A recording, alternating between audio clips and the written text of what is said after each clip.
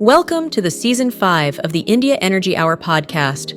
This podcast explores the most pressing hurdles and promising opportunities of India's energy transition through an in-depth discussion on policies, financial markets, social movements, and science. Your hosts for this episode are Shreya J., Delhi-based energy and climate journalist, and Dr. Sandeep Pai, energy transition researcher and author. The show is produced by 101 Reporters, a pan-India network of grassroots reporters that produces original stories from rural India. If you like our podcast, please rate us on Spotify, Apple Podcasts, or the platform where you listen to our podcast. Your support will help us reach a larger audience.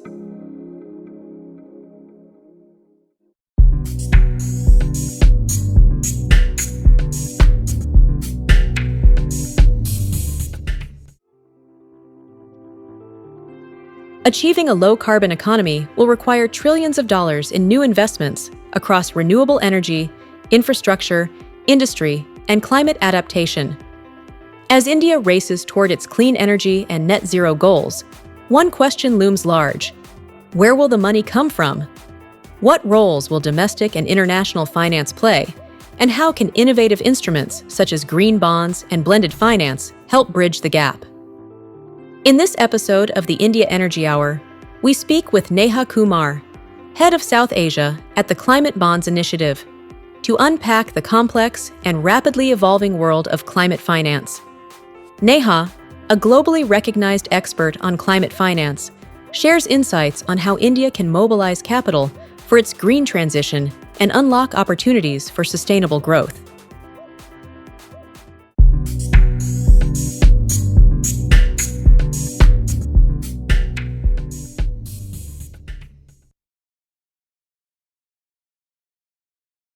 Neha, welcome to the India Energy Hour. It's really I'm very excited about our conversation. I feel like I will learn a lot after an hour of a conversation. So really excited to talk to you about climate finance. Great. Thank you, Sandeep. And it's really, like I was just telling you, that I'm getting to say hi to you as through a podcast. But we should have talked much earlier and we should talk much more often. So I'm looking forward to the conversation today. Wonderful. So let's just get started. I think I want to know about you. Where are you from? What's your background? How did you get into this space of finance and then climate finance and all of that? What's your story? Mm, yeah, it's a good question. And when you are asking me what's my story, and I think its final beautiful chapters are still to be written, but it has been an exciting ride. And I was pondering over it, and I sometimes do ponder, how did I land up in a place on climate finance when I did not study finance or economics all my life? How did I land up doing this exciting piece of work, along with absolutely brilliant colleagues inside the organization, outside the organization, in the ecosystem? So I think I have to say that it all started perhaps from my early childhood years, to school, to college, to university. And in hindsight, everything fits you, right? And when you are in that moment, you probably do not know what kinds of transitions that are occurring in your own life, and how you're scripting those yourself in a way. I think during school and my growing up years, I come from a middle class family from a town in Western UP by the name of Muzaffarnagar. These are the Badlands of UP, Sandeep. And I also then grew up and got my schooling in Roorkee. It's a small town. It's an engineering town. You might know that there is an IIT Roorkee. So I I grew up on campus. In that sense, I was lucky that my parents were academics, and my father was a political science professor, and my mom was a person of education. So she was involved with the University of Roorkee as well. Why I go back to my school years, I think was because conversations around nature and society and politics were almost dining table conversations in my family. So I grew up, being asked by my father, "What do you think about, what is happening around you?" And it was a very interesting time also because when I was in class 8 or 9, then things like Mandal Commission were becoming very, important and prominent, and all students, whether they were schools or colleges, they were getting to hear about these things, which was quite out of the ordinary, right? So I started asking a lot of questions, I think, at that time. So if you ask me where did my interest in climate got picked, I think it did not begin as climate or environment. It began as questions of equity. It began as questions of, what do people get to access? How do people earn their wealth? How do people, get educated? And all of those things were the initial starting points of me basically questioning almost everything. So sustainability, when it became a word, before that, it was just a set of questions for me, Sandeep, to be very frank. And I studied like a child born in a town which has IIT. I studied mathematics, physics, and biology. So that was my combination of subjects when I was in class till class 12. And then very naturally for everybody else, not so much for me. I had always been interested in the questions of politics and art, as I just told you. But very naturally, everybody thought that I should do either engineering or medicine or something which was a professional education. And I think I was veering away from those fields of interest. I did do my Bachelor of Sciences in zoology, but I think I just told my father that I would like to primarily be a student of politics, learn about society, and then it was a choice that my father said, "Okay, fine, if that's what you're interested in, go compete." And Jawaharlal Nehru University has been a fountainhead of everything good about humanities that we have probably in our educational system. And he said, "Okay, fine. If you're interested, why don't you compete?" And I came to JNU to do my masters, and that's where I think I got very naturally gravitated, not only towards politics and international relations and how countries work, but what are going to be the new sources and reasons of conflict between societies and between nations. And I think that just kept on building up without me knowing where will I really land up. I was very much a student of politics and conflict and diplomacy, and then that remained an interest, but an equally important interest that grew at that point in time was about environment and environmental negotiations and Kyoto Protocol and everything that you had in those years. And so I did, and also, by the way, information technology. So I think I was just attracted to some of these new ideas that were emerging at that point in time. I made use of my university time in exploring some of these ideas. And let me just share with you, and it's a little bit of a funny story now that I look back at it. My PhD topic at that point in time, 2001, I'm talking about, was on sustainable business and energy, and I wrote my proposal that passed the I was ready to do a PhD, and at that point I said, I'm not doing a PhD. I want to work, and I want to work somehow um, on these topics. And so my finding of what I'm truly passionate about today was a somehow a very organic journey to questions that interested me, to the curiosity that I wanted to always kind of find out. Okay, I but one key aspect I think was the question of how will countries and civilizations survive if environmental conflicts actually erupt, and then what are those sources, how will we deal with till then. So that's how my interest got piqued, Sandeep. But shoot on, I will be happy to answer any other questions as well. Yeah, that's how that's my sort of in my student life how I got interested in this, and later on in my years that I started working, I think every just started adding up. So I did not plan very, very consciously what my next job would be. But I perhaps was interested in these questions, and I found myself, and I feel extremely lucky, Sandeep, that I found myself in situations where a job had a word called non-financial risks.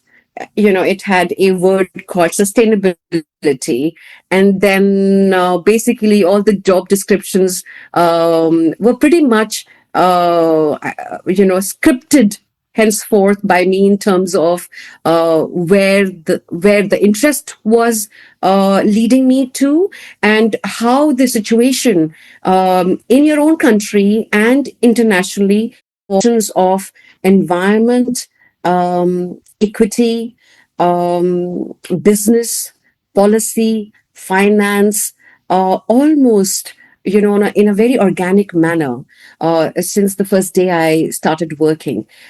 It seems to be coming now to a full circle, but as we were just talking, there is so much happening in this space, that you're always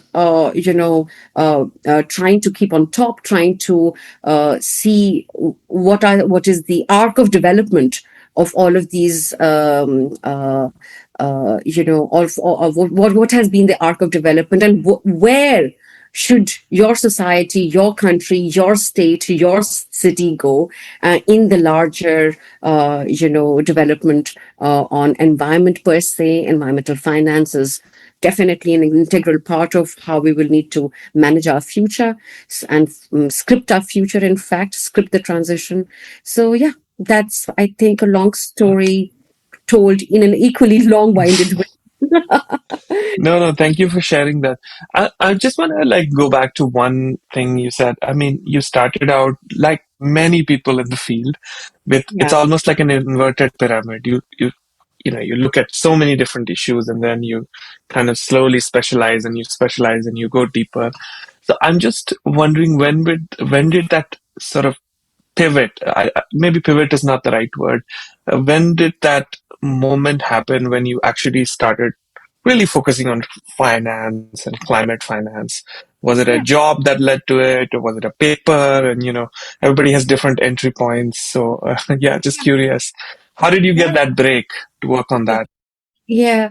Um, two specific points, I think, in the jobs that I was doing. Right, I was working with GIZ on. In fact, let me just go back before GIZ a little bit. I was working on non-financial risks with a boutique consulting firm, which Sandeep made me go to all the mining-rich belts of India.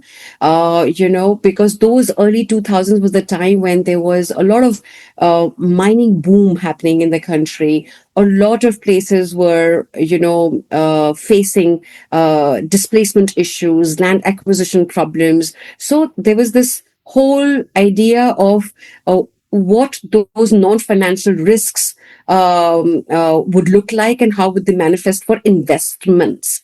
So that was my initial sort of entry into the risk part of investments, but from an external vantage point, meaning what are community risks, political risk, etc.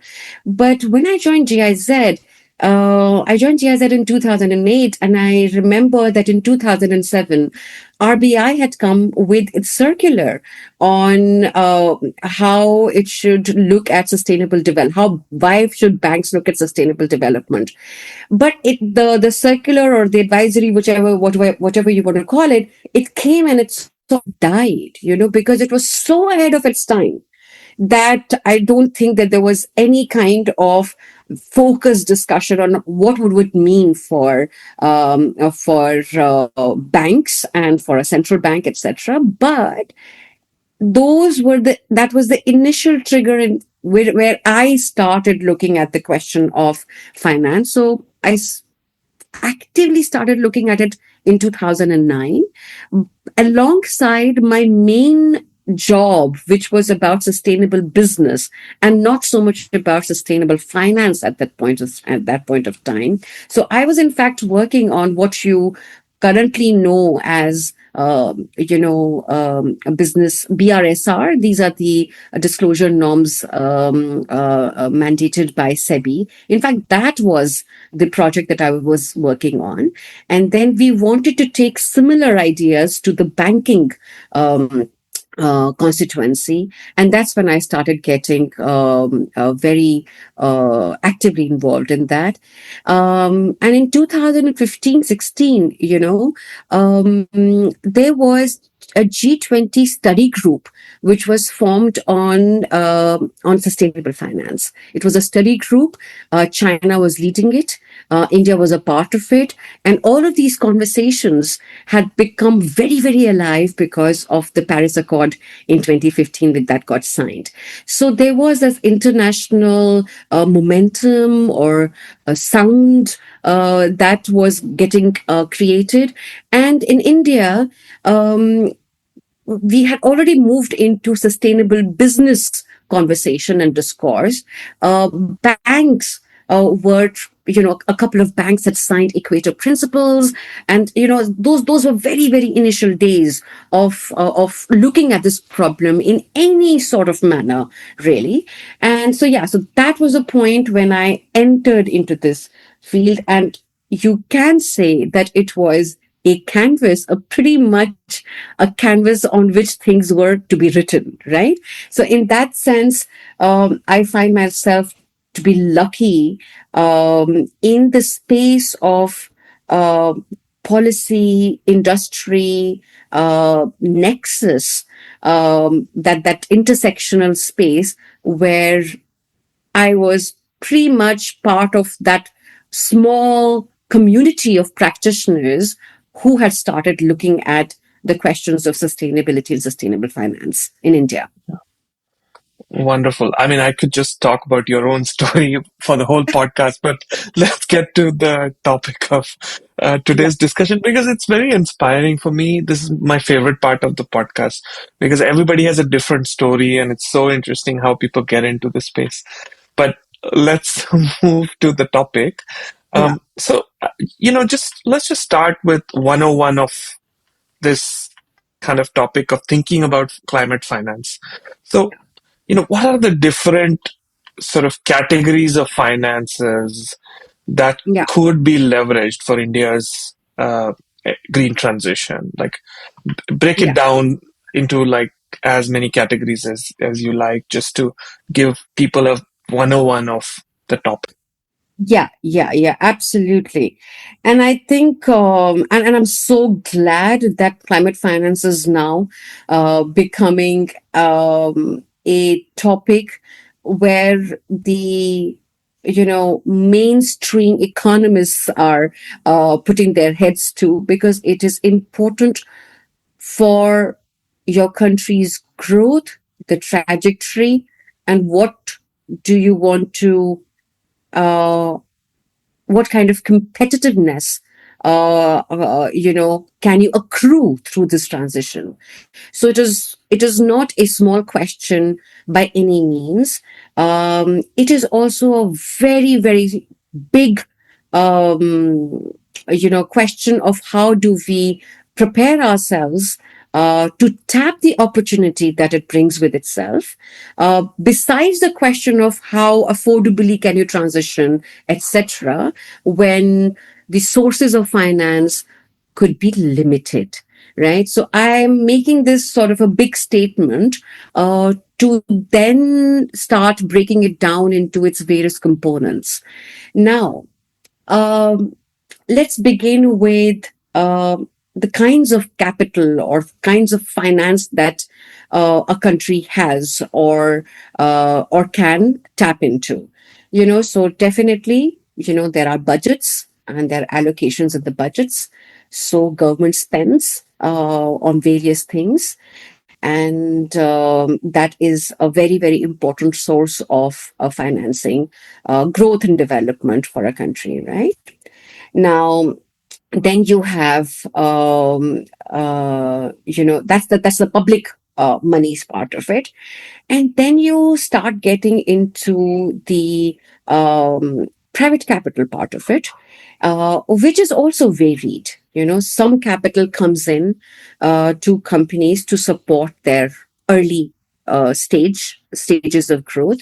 Usually this is known as venture capital or risk capital, equity capital. And then once you have tested, your business models, and they're ready, and they have started coming into the operational stage, and they start generating revenues, and you have cash flows, then more long-term capital starts to come in. And that is, in India's case, is financed a lot by banks, and by debt capital markets, but not to that extent for the corporate sector. And I'll give you the reasons in a minute.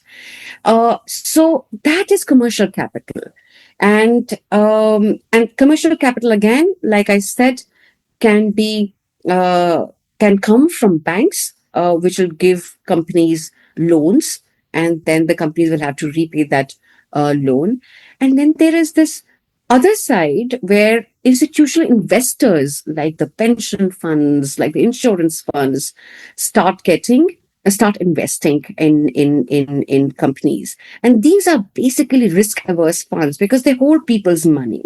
I mean, our pensions can't get wiped off, right? And we should talk about how climate is such an integral part of keeping our pensions coming, because climate risk is such a huge part of the calculus now for this kind of financing to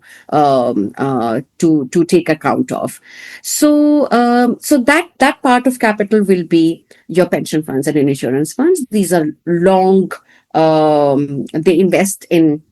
They can give you a very long tenure pool of capital, and in different countries, the depth and the liquidity and the availability of these capital, especially the institutional capital, varies to be invested by private sector.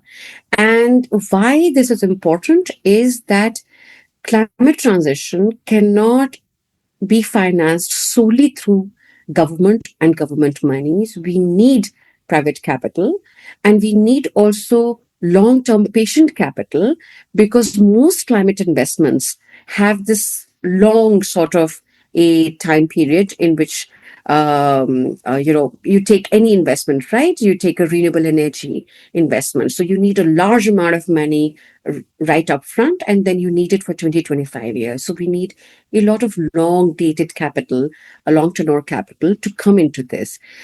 We have been doing reasonably okay, but structurally, India's debt capital markets are still shallow. They are beginning to have a lot of activity, but our economy is mainly, Sandeep, bank financed. So in our climate finance story, we need to look at all sources of capital, right? When it comes to banks, equity, institutional capital.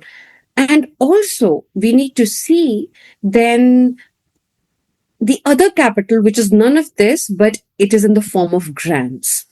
Now, that is a very, very small kitty. And that is what everybody sort of fights over at COPs, right? That it should be much more. There should be, the developed countries should be able to give much more of that. But as probably, I don't know whether you agree with me or not, but this kitty is going to get even more scarce.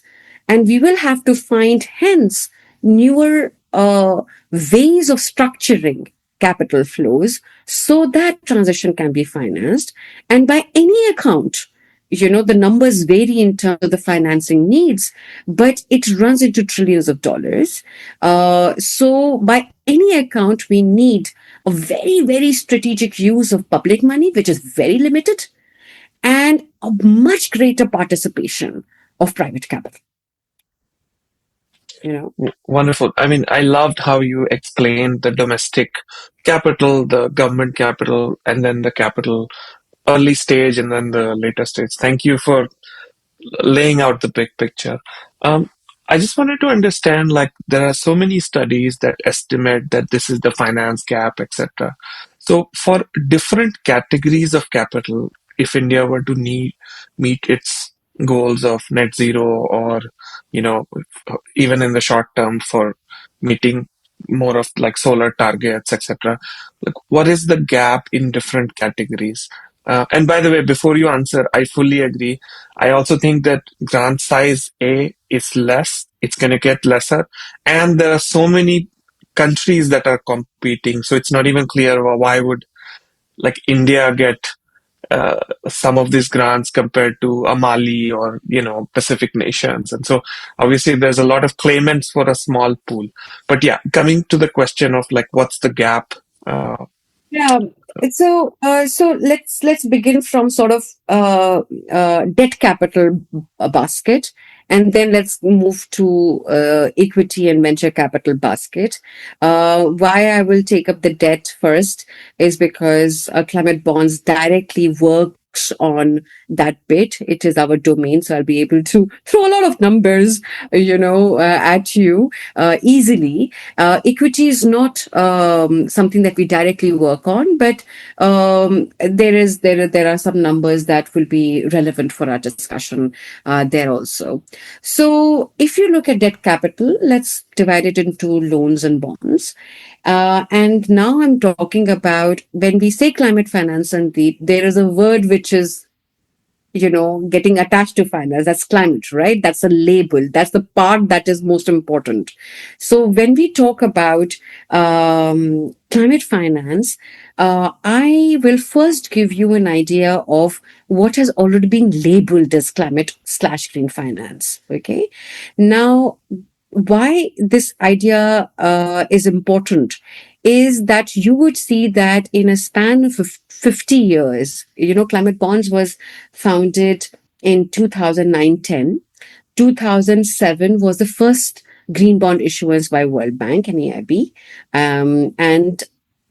And since then, climate bonds has been pretty much, at the forefront of the green bond universe through a couple of interventions that it started making early on. It started defining what counts as green. Okay. And now, as we have, talked, cut to today, now we are also defining what counts as transition. So when I'm saying climate finance, I'm using these categories, I'm using these labels. And the labeled universe, Sandeep, in the world has what was 10 billion of a couple of billions in 2008-9 is now $6 trillion outstanding globally. So all of this could not have happened only on the account of, okay, let me do, I'm doing this for the good of environment.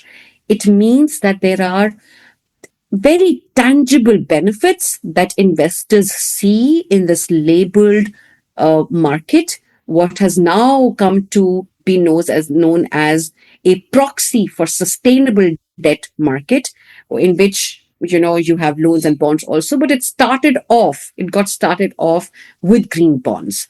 They were the simplest instruments. There was nothing new. There was no complexity. They were like a regular bond with a green feature, and with the feature that you will have to report to the folks, your investors, that whatever you raised your money for has been allocated to that particular stated purpose. The transparency became an amazing strategy for investors, because they started, talking to the borrowers of capital, in other words, the issuers of bonds, about green. And why did green pick up? Green picked up because of Paris Accord getting signed. Green picked up because of some of these mandates in portfolios of investors coming through, and then, of course, a very, very big thing happened. China. China just revolutionized everything. The solar panels, the way they sort of made the whole green revolution happen. You can credit it to the policies and commitments, but also to what China did in those years. And so it picked up the interest of investors, and it picked up the interest of issuers, who then were able to access a wider pool of investors who were demanding them to be green. So suddenly their pool of investors started becoming bigger, which is a great news for any issuers, because your risks get diversified. And it is a fantastic news for an investor when an issuer is, raising a labeled debt instrument, because now the investor talks to the issuer, looks at their risk management strategies much more closely, knows that it will be transparently allocated, and so the benefits are mutual.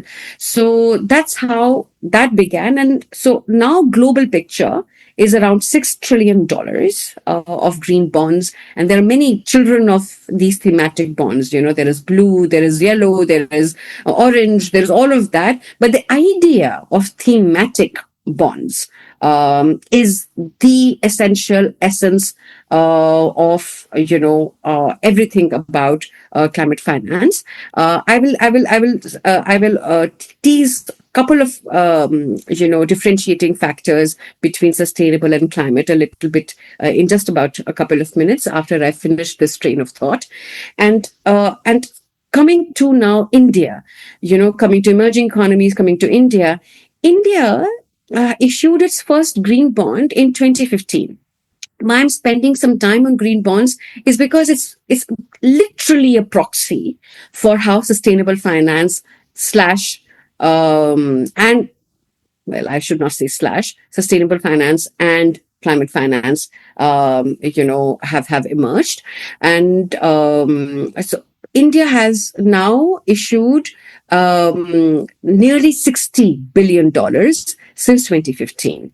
Now, that is a reasonable number, you would say, okay, fine, that, Indian issuers are raising this capital because they're getting preferential pools of capital which want you to actually invest and in green projects. They are chasing those green projects, but that demand is largely coming from offshore.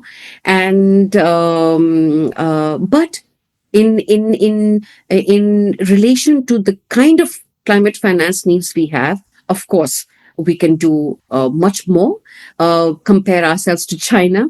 China's total issuance today stands as $555 billion. And, people say that, oh, you don't compare to China. China is a completely different beast altogether.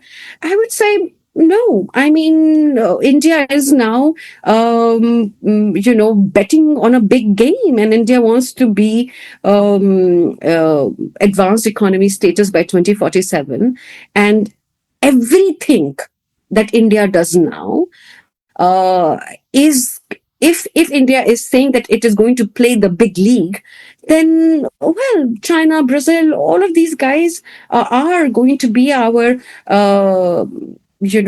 peers in that development and growth race, if I could call it. And so, yes, we should compare ourselves definitely with all other large emerging economies. We have our differences. Sometimes they are not great in terms of how easy. Let me rephrase it. I mean, the way Indian political system, Indian political economy functions may be different from that of China, but we have to bring our house on the line of a climate aligned growth. So we have to compare ourselves with the benchmarks which are higher than us in today's state. So that's the story of commercial capital in the bond space. Loans are, again, this is a very, very big universe. You don't get so much public data on labeled loans because generally they are bilateral transactions and not everybody labels their even if it is a green loan as a green loan. And let's then come to equity coming into, and let's also just, I'll give you a little bit of, very, very quickly, a split of the sectors where this money is coming to. The money is coming to renewable energy, utility scale, transport. That is the major recipient of the green finance, but it is also starting to go into building sector, into resilience, into water infrastructure. And as you would perhaps completely be aware of, that our steel companies, our cement companies are also dipping into this pool of capital to finance their capital expenditure plans, capex plans, aligned to greening of steel or cement or whatever that is. The equity capital, again, equity investors or investment landscape, and this is the data that I'm quoting right now, which comes from our close collaborators, Climate, and they were telling us in our state of the market report, when we prepare the state of the market report every year, Sandeep, and it is their data, and they say that out of all that the equity landscape of investors is increasing. There are nearly 457 or 67 equity investors, which have repeatedly come to, projects in the emergent technologies, and basically those spaces where early stages of growth are important in the clean tech sector. So let me just quote this for you, and I will simply read this out, what I have in front of me. Yeah. So it is climate equity investor landscape. It is expanding, and over half of 475 investors in Indian climate enterprises in a span of 3 years, between 2020 and 23, the scope was this much. And venture capital and private equity, these guys account for more than 50% of all investors. So they basically approach their investments through a lens of impact or deep tech investments or business model perspectives. So this is just the general two broad baskets, and I will stick to these two. The multilateral development banks, the MDBs, the major ones active in India, World Bank and ADB. They, I think, give us nearly $6 to $7 billion a year, and the other ones like the GCF and GEF, etc. Their kitty is very, very small. It reaches up to around, till now, till 24, I think it reached up to around $1.5 billion.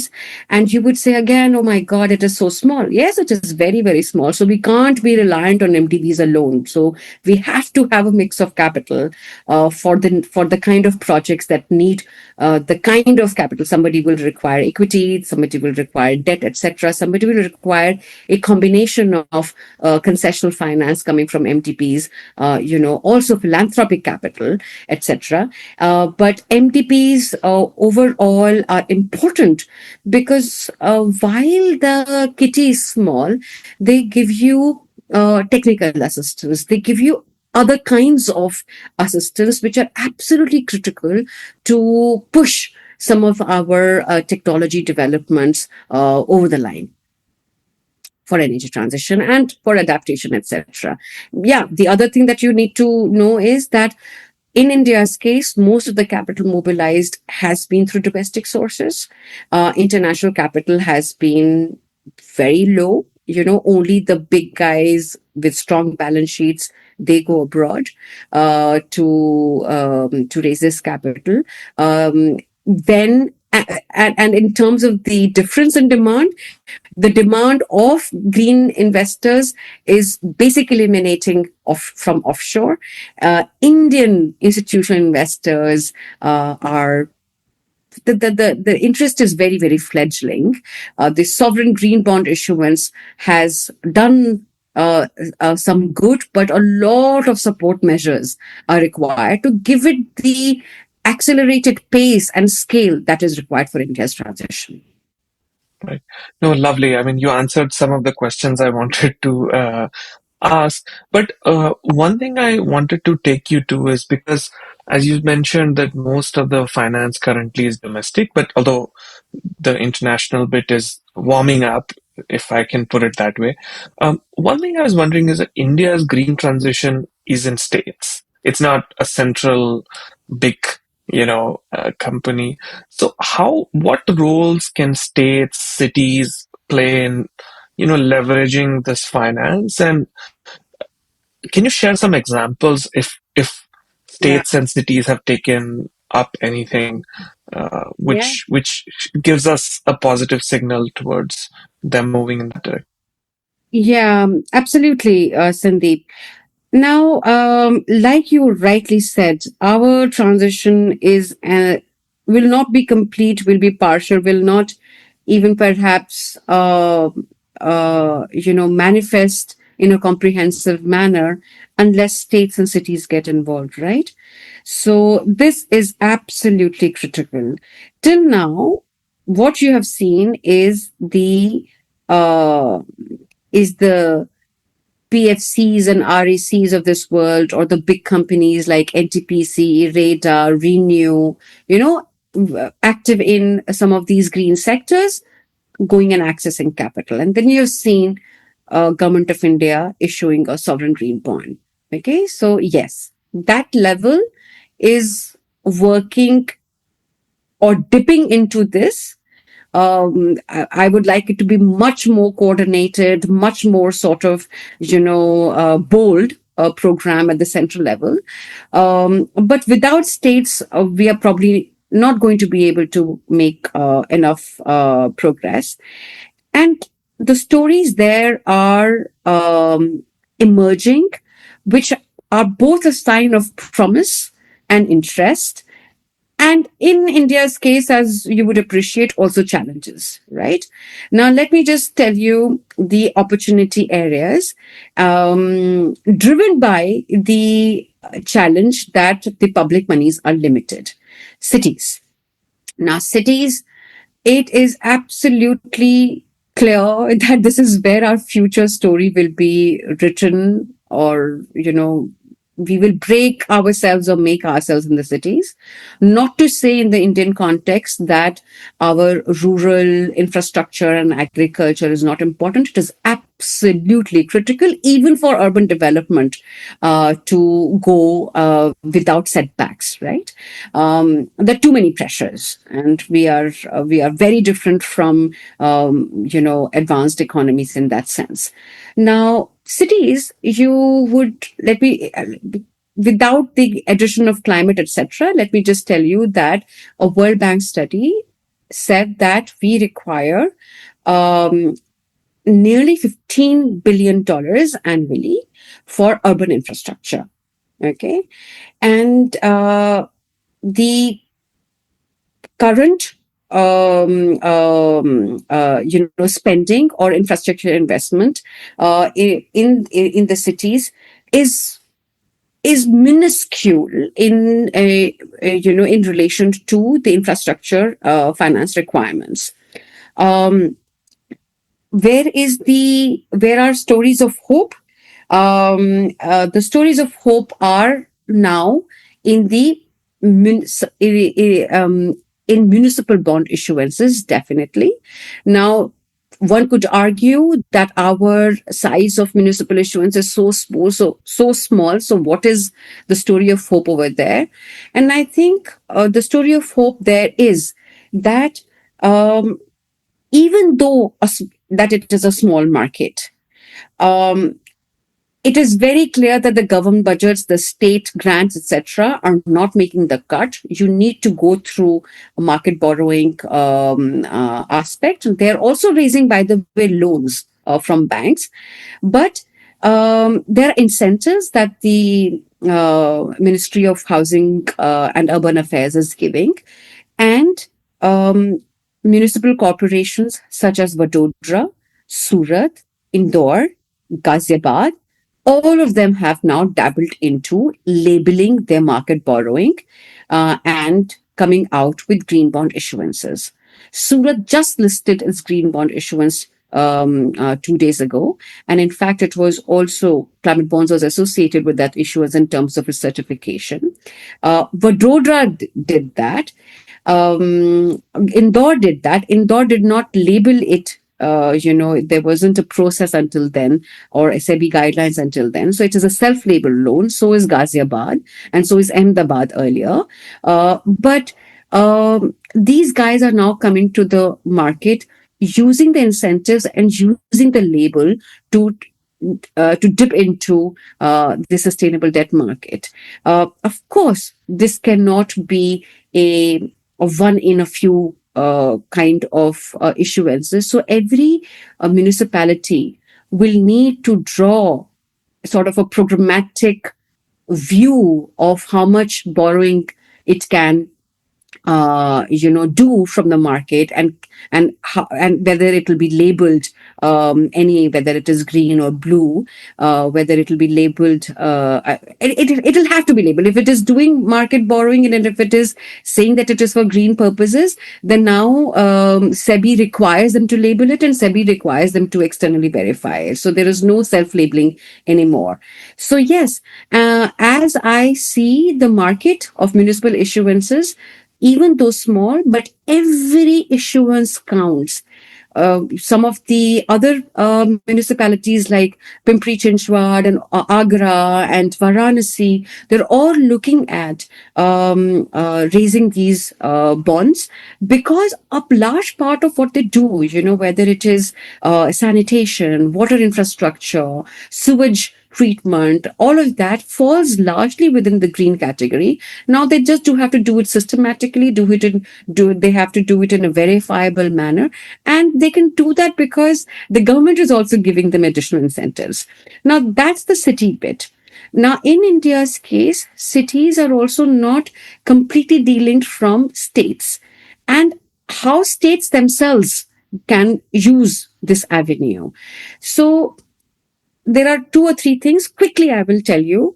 A government can itself raise bonds. Okay, so a state government can itself raise green bonds.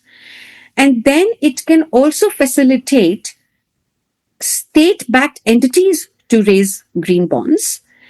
And by doing so, it makes it very clear to investors about its green commitment and transition, etc.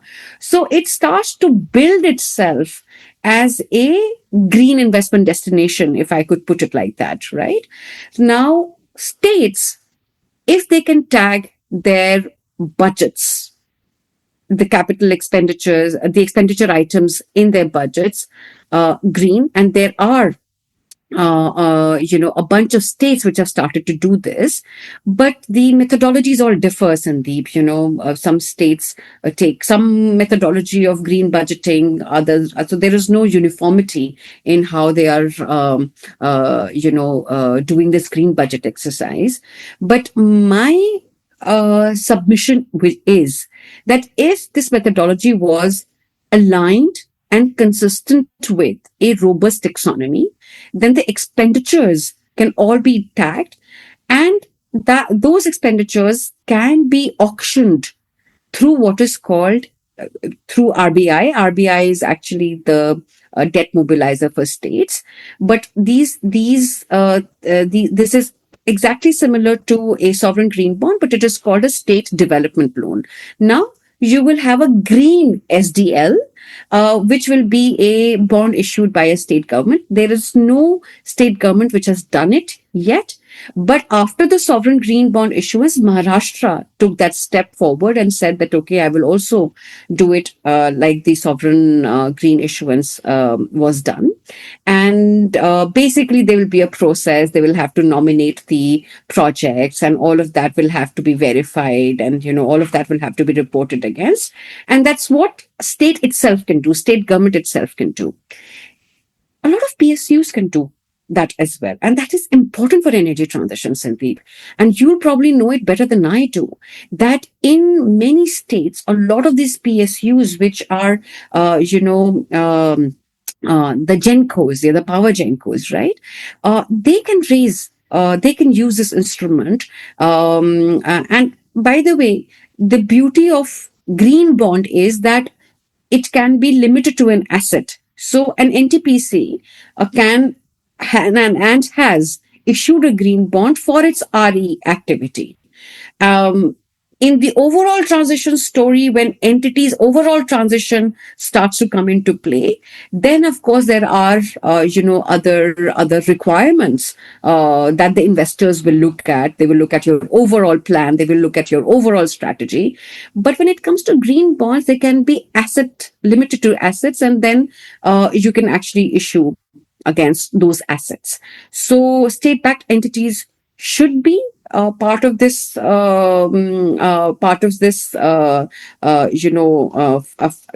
transition finance. Not so many of them are participating, but not because not so many of them are credit rated.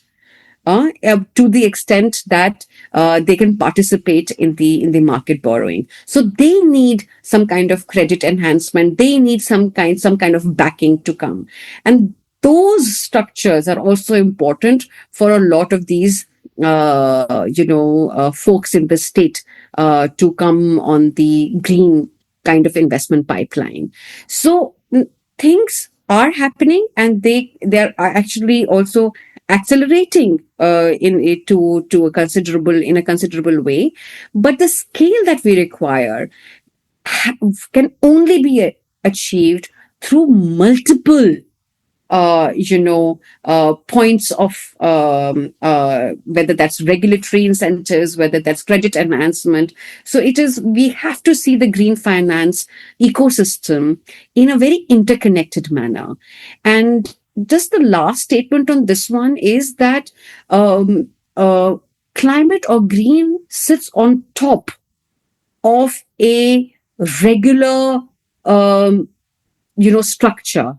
So if your business model is weak, then you will not get investment, green or non-green. It doesn't make a difference.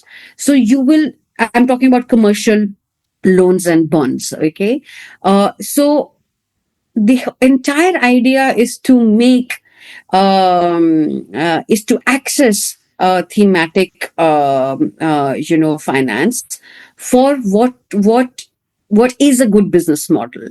And that's the bit that my work, it makes me, I'm involved in. There are, on the other side, equity aspects, etc., which are also important. By the way, there are, National Stock Exchange, for example, is working on green equity principles as well, to get a lot of those kind of investments to come online, because those equity investments, when they mature, they will require debt. So everything is pretty much interlinked in the field of finance, and specifically in the field of green finance also.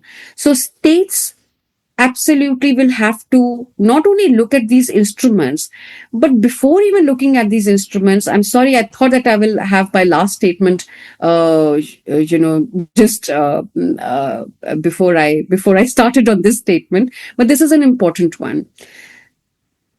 Whether it is sovereign or it is sub sovereign, or even if it is a corporate, or even if it is a financial institution, the idea of creating a robust transition plan now, I think, is central to our path to financing transition. And when I say a transition plan, it means that it has long term targets, it has intermediate targets, it has an implementation plan, and it has an investment plan.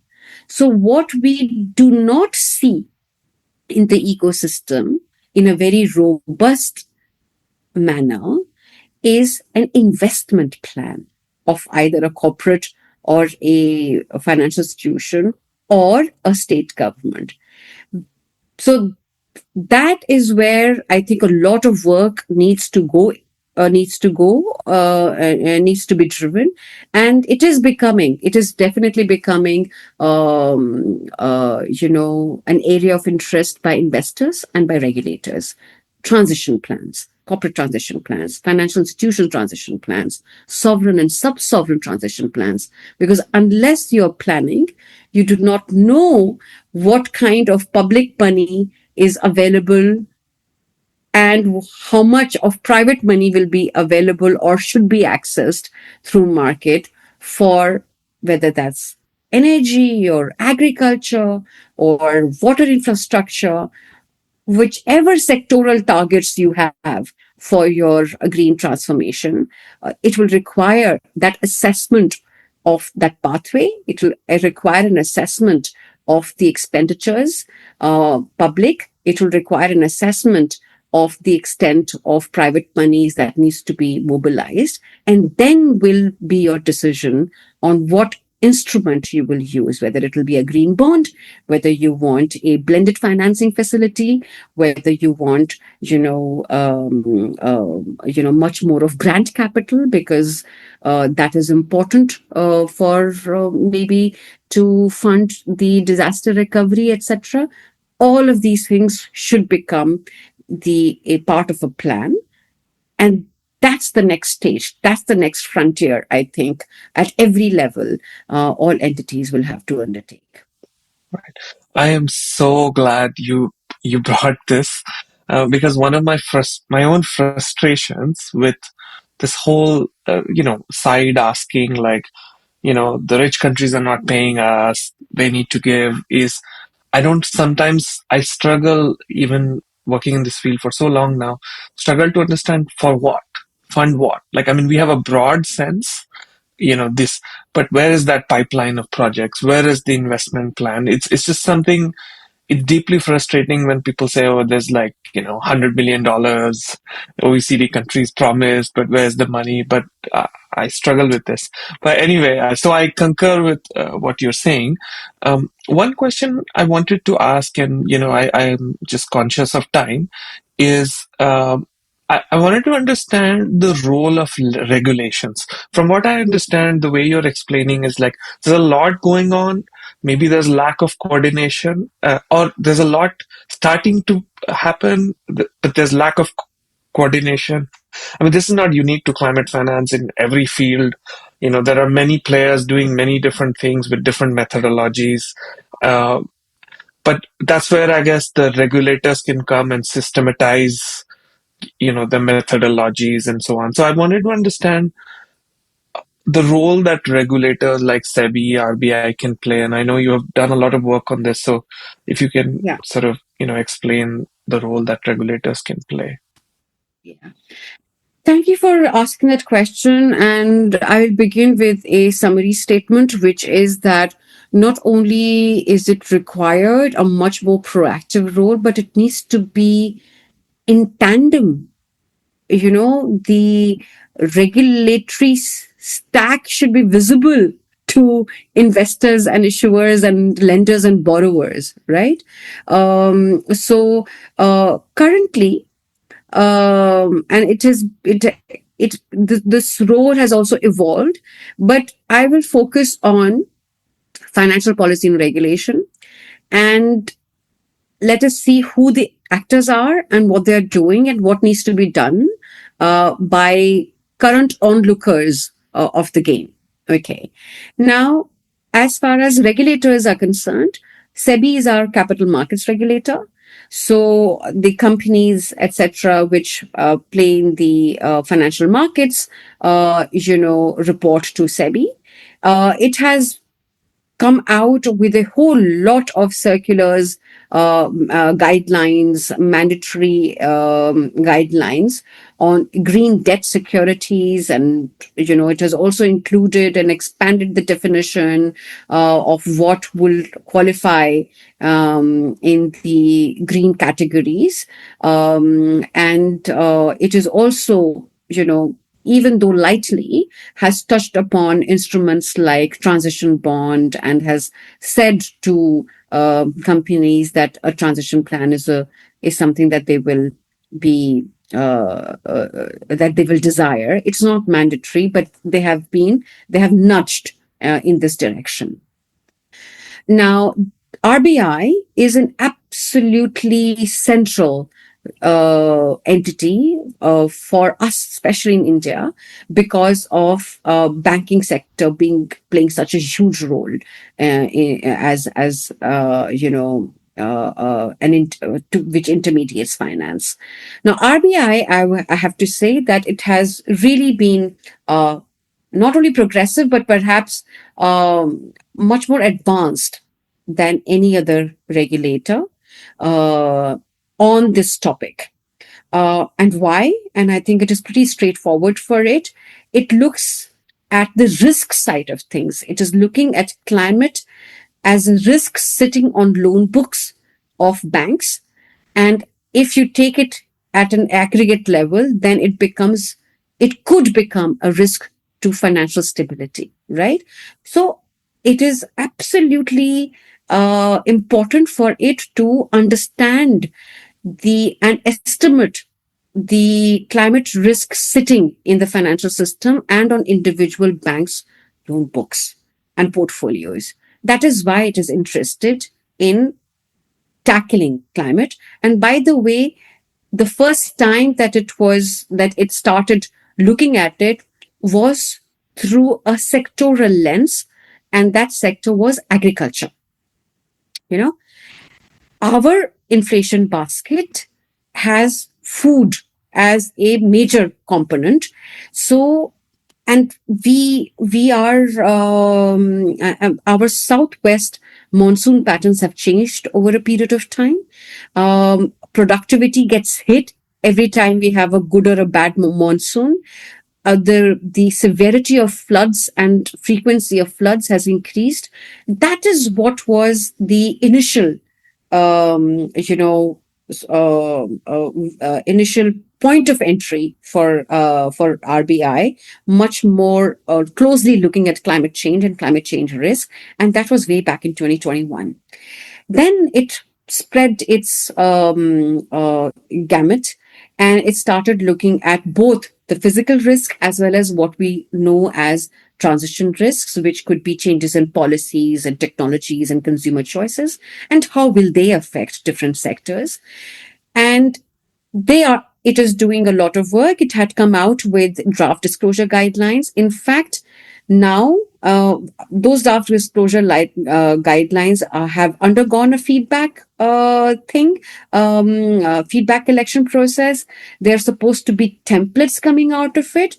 But what has recently come out of RBI, it is very, very fundamental. And I'm very, very pleased with what they have done recently. On 7th of October, they released draft guidelines.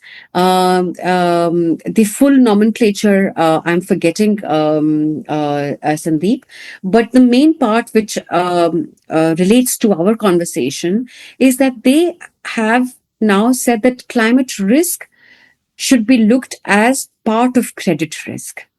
Now, what does that mean? It means that they are mainstreaming an assessment of climate risk by banks to understand how much of their loans are at risk, and which will allow banks to actually change the risk weights, and hence either capital flow or capital provisioning within banks to those sectors or activities or projects. Now, this is very, very fundamental, and it's fantastic that RBI has done it.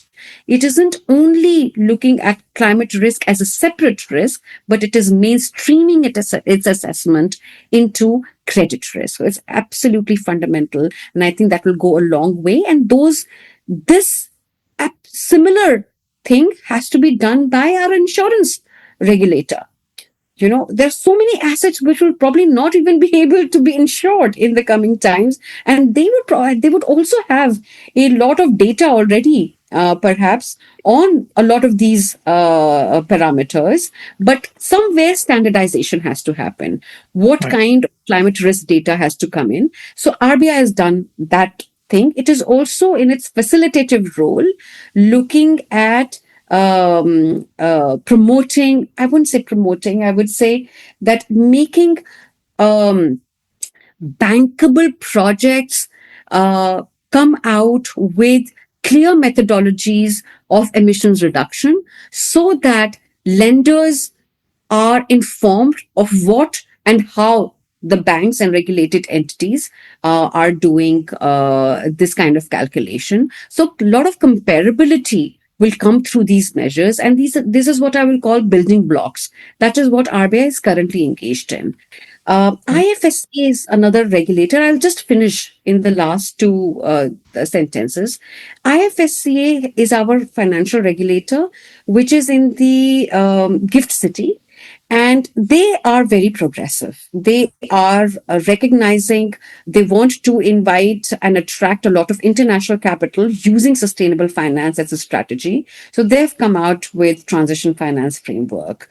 PFRD, which is pension funds, IRDAI, which is insurance regulator, are the ones which need to get into this discourse and need to now get fully involved in this. Ministry of Finance will be that anchor point, in my view, which will bring these regulators together. Currently, it is involved in the development of taxonomy, which is basically the substratum of many of these, regulatory interventions that are coming up, that will need to come up, and they will need to work in tandem with each other. Amazing.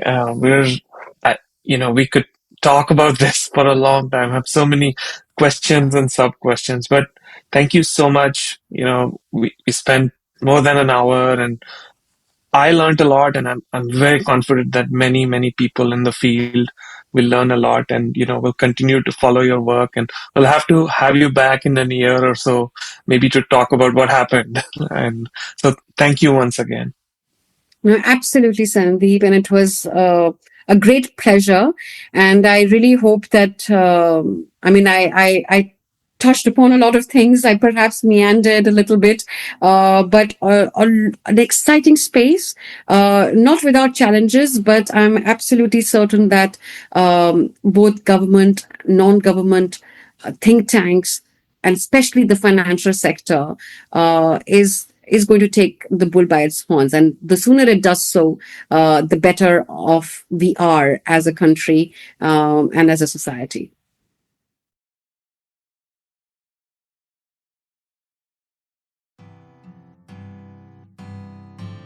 Thank you for listening to the India Energy Hour. Subscribe to this channel to never miss an update. To drop us a feedback, visit our website or write to us at theindiaenergyhour@gmail.com. We are on Twitter. You can follow at TIEH_podcast and get in touch with the two hosts at Shreya_J and at Sandeep Pai.